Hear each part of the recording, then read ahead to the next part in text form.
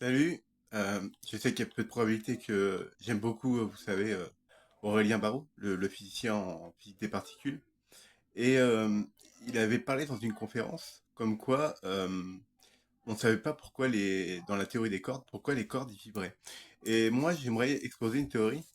Je sais pas si elle est vraie, vérifiable ou juste, mais je pense que les cordes vibrent par rapport à une fréquence qui est unique à chacune, parce qu'il y a plusieurs dimensions dans la théorie des cordes, hein, avec la supersymétrie, la théorie M, etc.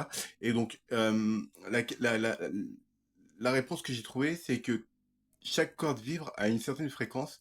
Et donc moi, la question que je me pose, c'est est-ce que l'univers aurait pas une vibration, un son unique qu'on n'entend pas, aucun être vivant entend, que même nous, avec nos appareils les plus sophistiqués du monde, on peut pas entendre, mais que notre univers est sur une fréquence unique qui permet à la matière d'exister en fait, euh, de- avec sa vibration en fait qui la rend unique dans notre univers, notre monde. Enfin, parce qu'après, il y a plusieurs univers, hein. Par exemple, on peut être très bien être dans un univers où la gravité, au lieu d'attirer les choses, elle les éloigne, hein. Ça fait l'inverse. Donc, elle est quand même appelée les aimants, hein. Il y a le sud et le nord. Bah, au lieu d'attirer les choses, bah, elle les éloigne. Et donc, bah, en fait, il y a plusieurs possibilités, hein, dans les autres univers. Et donc, ma théorie, ce serait que notre univers bah, serait sur une fréquence inaudible, que aucun être vivant entend, que aucun machine la plus sophistiquée du monde peut détecter pour l'instant. Peut-être qu'on pourra le faire dans des dizaines d'années, 20 ans ou 30 ans, ou peut-être que, je sais pas, peut-être que c'est un autre procédé qu'il faudrait inventer, mais qu'il y a une vibration universelle, un son qui va relier tous les êtres, en fait, tous les êtres vivants et tout ce qui est matière, en fait. Et en fait, et donc ça rejoint la théorie des cordes, que justement, les cordes vibrent par rapport à une fréquence qui leur est propre, et donc qui soit unie sur une seule fréquence, un son vraiment très très faible. Euh, qui permettrait justement à la matière d'exister. Parce qu'après, il faut savoir qu'au niveau des particules, bah, avec les gluons, les particules élémentaires, quoi, bah, avec ça, on peut créer après les atomes. Par exemple, je peux décrire un atome d'hydrogène, hein. Un atome d'hydrogène, bah, pour un proton, c'est deux quarks up et un quartz down. Pour le neutron, c'est deux quartz down et un quartz up. Et ensuite, il y a l'électron qui est une particule élémentaire qui va tourner autour. Et après, il y a le gluon qui va relier les protons et les neutrons. Et ça va se créer comme ça. Euh, D'ailleurs, si je me rappelle bien, pour créer, il y a une particule que si on crée un up, un down et un strange, il me semble que ça donne ici une autre particule élémentaire. Il me semble que c'est un gluon ou un, mais je crois que le gluon fait partie des particules élémentaires. Il me semble. Je maîtrise pas totalement encore vraiment la théorie des cordes, hein, parce que c'est quand même un sujet compliqué. Je prétends pas tout savoir, hein. J'ai encore énormément de choses à apprendre. Je lis beaucoup pour justement m'instruire, hein. D'ailleurs, je passe pas une journée sans apprendre quelque chose. Faut au moins que j'apprends quelque chose. Là, actuellement, je suis en train d'apprendre à lire des articles sur la psychologie. Euh, j'ai besoin d'apprendre. C'est plus fort que moi. Je sais pas, c'est comme comme si le sentiment d'amour, de petit papillon qu'on a dans le ventre, bah, je ressens ça pour la connaissance. J'ai besoin d'apprendre. J'ai ce sentiment d'envie, d'amour de la connaissance. Et, euh, et je sais pas comment l'expliquer, mais j'ai besoin d'apprendre. Si j'apprends pas quelque chose, j'ai l'impression bah, que ma journée a été nulle, que j'ai pas été productif, que j'ai pas évolué, que j'ai stagné. Et donc, même si c'est un article, deux articles que j'ai lus dans la journée, au moins j'ai appris quelque chose. Je refuse de passer une journée sans rien apprendre, en fait. Je veux toujours que mes connaissances soient toujours en constante évolution. Je veux jamais stagner. Faut que ce soit toujours, faut que ça monte. Comme l'entropie, quoi. Enfin, c'est quoi? C'est l'intégration. C'est l'intégration. En gros, c'est que l'entropie, en fait, c'est que bah, bah, la connaissance, plus elle grandit, en fait, plus dans un corps, plus il peut que grossir, en fait. Je sais pas comment on appelle ça, la théorie de l'intégration. Je sais plus. De toute façon, ceux qui s'y connaissent un petit, qui connaissent le mot, se le saura. Hem et en fait, plus on apprend et cetera et donc en fait, ouais, lire, même si vous n'aimez pas lire, bah, lisez. Lisez un petit peu, chaque jour, lisez toujours un petit peu et au bout d'un moment, neurologiquement, vos neurones va s'habituer à lire et faites des efforts, même si vous n'êtes pas fatigué. Bah, après, poussez tirez pas sur la corde trop, hein, non plus, hein, ne mettez pas votre, santé en mentale ou physique en péril. Mais disons, poussez un petit peu vos limites, toujours un petit peu plus. Comme ça, bah, le jour où vous avez un gros effort mental à faire, bah, pour vous, bah, c'est la routine, quoi, c'est normal. C'est justement ce qui se passe en Chine. En Chine, en fait, bah, ou en Chine ou en Corée ou autres, hein, dans les pays japonais, etc., ils travaillent tellement à l'école, des 12 heures, voire 14 heures d'école, que nous, si on nous mettrait, nous, en tant que Français étudiants, on nous mettrait dans leur pays, nous, on serait complètement claqués, on serait à l'ouest. Alors que eux, s'ils viennent en France, pour eux, c'est la routine, eux, c'est vitesse de croisière, ils sont bien, quoi. Alors que, en fait, plus tu vas t'entraîner à aller toujours un petit peu plus loin dans tes limites, et ben plus tu vas augmenter justement ta résistance à la fatigue, en quelque sorte, et plus ton cerveau va moins se fatiguer, en fait. Et donc, en fait, bah, ce que tu vas prendre pour une comment on peut dire ça? Euh, comment dire? Comment je peux dire ça? Euh, Bah, apprendre intensément, quoi. Tu sais, apprendre quelque chose, beaucoup de choses, et ben en fait, plus vous allez apprendre de choses, et plus vous allez pousser vos limites, et plus en fait, bah, en fait, ça va vous paraître normal. En fait, votre cerveau s'habitue. Il faut pas oublier que notre cerveau, il est maniable, il évolue en fonction de ce que vous faites. Donc, bah, ne passez pas une journée à rien faire. Faites toujours un petit truc, je sais pas, marcher, courez, ou faites du dessin, de la peinture, tout ce que vous voulez. N'oubliez pas aussi, hein, que le mouvement, c'est important. Faut pas oublier qu'on a 3000 réseaux neuronaux et que toutes les terminaisons neuronales se terminent par un neurone moteur. Et donc, en fait, en marchant, vous faites travailler votre cerveau aussi, vous faites travailler votre mémoire, vous faites travailler en fait votre cognition en fait, sans le savoir. Donc en fait, en faisant de la peinture, déjà, moi je trouve ça intéressant, j'adore la peinture, ça va vous permettre, bah, justement, en bougeant le bras et tout ça, bah, ça va vous créer des réseaux neuronaux moteurs. Et donc en fait, plus vous allez dessiner, plus vos traits vont être fins, vont être de meilleure qualité, plus vous allez vous entraîner, et plus vos neurones vont s'adapter et justement créer quelque chose de plus en plus parfait en fait. Parce que vos mouvements seront plus en plus précis. Et donc, plus vous allez vous entraîner sur quelque chose, plus vous allez lire quelque chose, et plus la mémoire va se renforcer sur ce quelque chose. Donc, c'est pas en lisant un article une fois, hop, c'est bon, je l'ai, je la comprends, et voilà. Certes, tu peux apprendre et lire un truc, et tu peux te rappeler ça toute ta vie, tu vois. Et, c'est possible. Mais disons que plus tu vas apprendre quelque chose, et après le relire, ou éventuellement le relire d'autres sujets qui traitent les mêmes sujets à peu près, faire des corrélations, des liens. C'est important de créer des liens entre les choses, hein. Parce que justement, en créant des liens entre différentes matières, mettons les mathématiques, la science, la biologie, en créant des liens avec toute la science en général, vous allez créer bah, justement des connexions neuronales qui vont créer un espèce de tout qui va vous permettre justement d'avoir une rapidité en fait neuronale beaucoup plus rapide en fait dans certaines choses. Et vous allez trouver même des chemins que personne n'aurait pensé en fait. Faites des liens, c'est important, créer des liens neuronaux. Faut pas oublier que chaque neurone peut créer 10 000 connexions. Sur un seul neurone, on peut avoir 10 000 connexions sur chaque neurone. Donc imaginez, on a 100 000 milliards. 100 000 milliards avec 10 000 connexions. Vous imaginez le cerveau humain, je dirais pas qu'il est tout puissant, mais il est, comment dire, et bah, sur le règne animal, on a quand même l'un des cerveaux qui est quand même assez développé dans le sens prendre des décisions, réfléchir, faire les mathématiques, du dessin et tout. Après, c'est vrai que les animaux, bon, ils ont un cerveau, etc. C'est des êtres conscients, etc. Même ceux qui disent que les animaux, les mollusques, hein, qui disent qu'ils sont pas intelligents, bah moi j'y crois pas parce que bah tu vois par exemple une moule, une huître, quand elle va voir un danger, elle va se déplacer en bougeant, hein. Donc c'est vraiment un être vivant qui peut, moi je pense, qui peut souffrir, même si elle a un système nerveux très faible.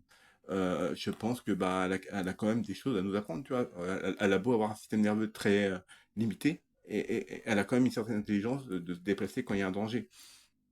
Aucun être vivant sur Terre n'est dépourvu d'intelligence en fait. Comme on peut voir, il y a certains poissons, par la parade d'amour par exemple, qui s'amusent à faire comme des mandalas sur le sable pour créer un espèce de beau mandala, et pourtant c'est un poisson, et il fait un mandala, alors qu'un être humain, il ne saurait pas faire la même chose, quoi. Tu lui dis, vas-y, fais le même, bah lui, ça va lui prendre du temps. Bon, c'est sûr, le poisson, ça lui prend pas mal d'heures, etc., pour faire son mandala, mais ça prouve comme quoi les animaux, ils ont aussi des choses à nous apprendre. Faut pas prendre l'être humain pour le maître du monde. Faut pas être centré sur l'être humain, en fait. Comment on peut dire ça? Euh, je veux dire, l'être humain, il n'est pas en haut de la pyramide. Ça, faut oublier ce schéma-là. On n'est pas en haut d'une pyramide. On est si on n'avait pas de technologie, si on retournait à l'âge de la préhistoire, à l'Homo sapiens sapiens, au des commencements de la technologie, ce qui nous a surtout, disons, aidé à survivre, c'était bah, notre capacité à nous adapter. C'est surtout ça, nous adapter et surtout à transmettre l'information. Certes, c'était pas forcément à l'écrit, mais il y a quand même des peintures rupestres qui expliquaient les saisons de chasse, etc. Mais justement, c'est la transmission orale du savoir qui nous a permis justement à notre espèce justement d'évoluer et de croître, etc. Et c'est la transmission d'informations et de savoir-faire qui a rendu notre espèce justement, j'aime pas dire ce mot dominant, mais en quelque sorte dominant bah, sur les autres espèces en fait.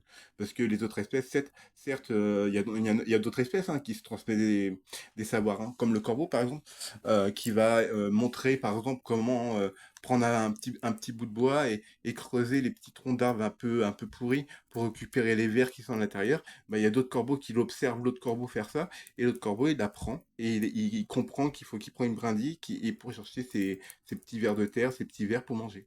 Et donc, en fait, on voit que dans le règne animal, la transmission de savoir se fait aussi. Il n'y a pas que chez l'homme, en fait, où il y a une transmission de savoir. Je dérive un peu par rapport à la théorie des corps, mais bon, moi, je suis comme ça, hein. Mais donc, la transmission de savoir, en fait, ne se fait pas uniquement chez l'être humain. Ça se fait aussi chez les grands singes qui se transmettent l'information dès qu'on leur apprend des trucs. Après, il y a eu un gorille, par exemple, aussi, qui avait appris le langage des signes. D'ailleurs, il avait même essayé d'apprendre le langage des signes à un autre gorille qui était avec lui. Il comprenait pas trop, mais il arrivait quand même à communiquer. Par exemple, quand un être humain voulait pas lui donner à manger ce qu'il voulait, par exemple, c'était vraiment des phrases, on va dire, minimales, mais il comprenait. En gros, il disait humain. Sale, humain, méchant, ou des trucs comme ça, tu vois. Mais en fait, il comprend ce qu'il voulait dire. Mais il disait ça en langage des signes. Et donc, en fait, faut pas voir les autres animaux comme dépourvus d'intelligence. Les animaux ont tous quelque chose à nous apprendre. Faut regarder le monde qui nous entoure, la nature. Tout ce qui nous entoure, la nature, les animaux, tout peut nous apprendre. Et tirer la force intellectuelle et aussi une certaine sagesse de la nature et des animaux pour justement se faire grandir spirituellement et devenir une meilleure personne. Et comme je l'avais dit sur une autre vidéo, même un enfant qui peut avoir 3, 5 ans ou 6 ans peut nous apprendre quelque chose, même en tant qu'adulte. Donc n'oubliez pas, même votre enfant qui est jeune peut vous apprendre des trucs comme Pat' Patrouille, moi je connaissais pas, et j'ai appris ça il y a pas longtemps. Bon, c'est un dessin animé certes, mais ça a appris quelque chose, j'ai appris que c'était un dessin animé Pat' Patrouille, quoi. Des trucs comme ça, quoi. Parce que bah, dans le monde des enfants, on va dire, bah, il y a les jeux, ils évoluent, c'est plus les mêmes que quand nous, on était petits. Moi, je me rappelle, quand j'étais plus jeune, moi, c'était les Lego, il y avait les cartes de Pokémon qu'on collectionnait, il y avait quoi d'autre? J'avais mon microscope aussi, j'aimais bien aussi un peu aller sur mon microscope, que bon, après, je sais pas trop utiliser, mais j'aimais bien aller sur mon microscope et regarder, par exemple, les trucs au microscope. Par exemple, je m'étais amusé à prendre une goutte de sang de moi-même pour la mettre sur mon microscope et j'arrivais quand même à voir des petites bulles rouges, je les voyais et tout. Je trouvais ça super intéressant. Ouais, la science, depuis tout petit en fait, la science m'attire et, euh, et ça m'apporte beaucoup de joie en fait d'apprendre des nouvelles choses en fait. Et de le transmettre aussi. Mais j'ai du mal à transmettre l'information. J'arrive à acquérir des connaissances, mais mon problème c'est de le transmettre. Bon après c'est aussi une qualité de savoir transmettre le savoir, hein. Tout le monde ne l'a pas, mais faut savoir travailler ses lacunes et travailler ses points forts. Et faut pas prendre ses points faibles pour des points faibles justement. Nos points faibles peut être aussi devenir une force, en quelque sorte. on peut être mauvais dans quelque chose peut-être, mais on peut être meilleur dans un autre et on peut aussi pallier justement cette forme de faiblesse de connaissance dans quelque chose avec une autre connaissance qu'on va faire des liens, comme je t'avais expliqué, par rapport à la biologie et tout ça, en faisant des liens avec peu de connaissances et justement nos faiblesses peuvent aussi devenir des forces en fait. Faut pas oublier que bah, on a toutes les capacités cérébrales, hein. Un être humain, quand il naît, il a 100 milliards de neurones. Bah, pour les personnes, on va dire 95% de la population, mais sinon, il y en a qui vont naître avec 130 milliards, un peu plus de neurones que d'autres, ce qu'on appelle les surdoués. Mais ce qui différencie un surdoué d'une personne, j'aime pas dire le mot normaux-pensant, mais plutôt quelqu'un qui a un QI normal, de 100, la différence se fait surtout, bon certes il y a un peu plus de neurones, mais il y a aussi beaucoup plus de connexions en fait neuronales. Et il y a aussi bah, la matière blanche, la milice, etc., qui sert de gaine en fait aux synapses, donc une meilleure résistance au temps en fait. Donc la mémoire est beaucoup plus, en fait on retient mieux les choses sur du long terme en fait. Et donc en fait la mémoire se dégrade moins vite en fait en quelque sorte. Après, ça n'empêche pas qu'on peut aussi avoir tombé dans la démence, etc., qu'on peut voir avec Nikola Tesla, qui est un très grand inventeur, que j'admire beaucoup aussi, tout comme Léonard de Vinci, Albert Einstein, Copernic, des hommes que j'admire, hein, Marie Curie, etc., tous les chercheurs comme ça de leur époque que j'admire beaucoup. Euh, Bah, faut savoir bah, que eux, c'est pareil, hein. Ils ont travaillé et ils ont découvert des choses, quoi. Donc, bah, même si vous êtes dans la moyenne, même si vous avez quand même des qualités, vous avez quand même quelque chose qu'un autre on n'aura pas. Tout le monde a une qualité. On peut pas être dépourvu d'intelligence. Tout le monde a quelque chose qui peut apprendre à un autre. N'oubliez pas, vous n'êtes pas nul. Si vous pensez, ne pensez jamais que vous êtes nul. Vous avez forcément une qualité. Je sais pas, prenez une feuille blanche, mettez votre qualité, mettez vos faiblesses par exemple, vos faiblesses par exemple, et bah, vos points forts, vos points faibles, et travaillez après bah, éventuellement sur vos points faibles si vous estimez qu'il faut les travailler, et vos points forts, afin de créer la meilleure version, la version de vous-même, quoi. Bah, ce que vous voulez devenir en fait. Et donc voilà. Donc bah, pour la théorie des cordes, bah, on ne sait pas trop pourquoi ça vibre. Et moi ma théorie, bah, c'est qu'il y aurait un son universel qu'on n'entendrait pas, qui en fait relierait justement toute la matière.